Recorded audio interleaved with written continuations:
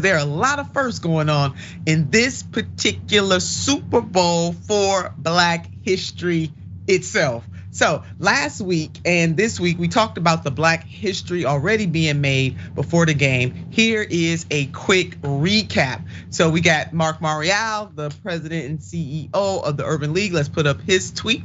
History made. Patrick Mahomes and Jalen Hurts will be the first Black starting quarterbacks to be featured in the Super Bowl. Hello, somebody on that. That indeed is a beautiful thing. As we know, for many years, and the NFL still has many more mountains to climb, much more ground to cover before we just start shouting them out all the way. This is a beautiful thing.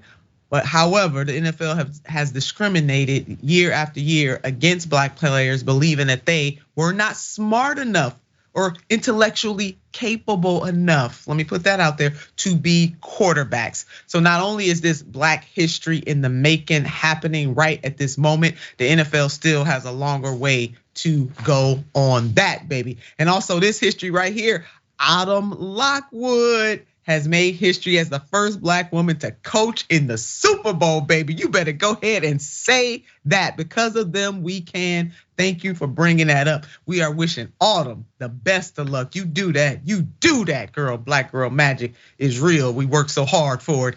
And now we've got even more. This right here.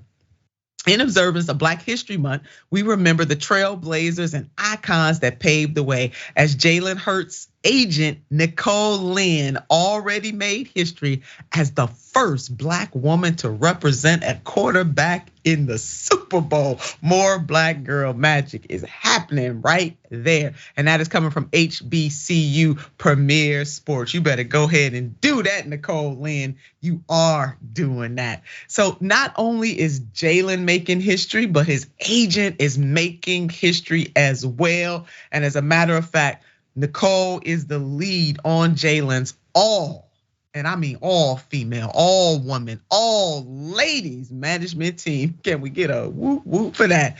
And he spoke of the importance of this moment. Take a look. Yeah, I think it's very important to give women in this industry an opportunity, considering that not many people kind of see it the way I see it. You know, knowing how much work we all put in.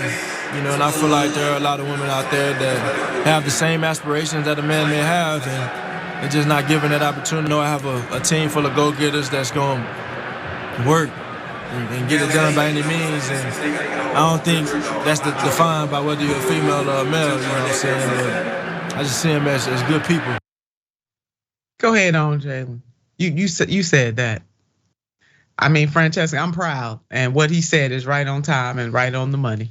Yeah, and like so late, right? I mean, the fact that is newsworthy just shows you how behind, like, industries like sports and athletics are when it comes to parity, equality, and representation, which do matter. Again, beyond the critiques we might have of this sport, it does matter to have inclusivity when it comes to who is an agent, who's representing these players, who's coaching. I mean, Autumn Lockwood, that's incredible to be an assistant coach for the Eagles. That is huge, huge, huge. And then of course, the most obvious, having Black players be quarterbacks, right? It is kind of a microcosm for general like racism in the United States and sort of hierarchy in the United States, right? Where you could easily see some racists being like, "Oh, the NFL's gone woke." Why?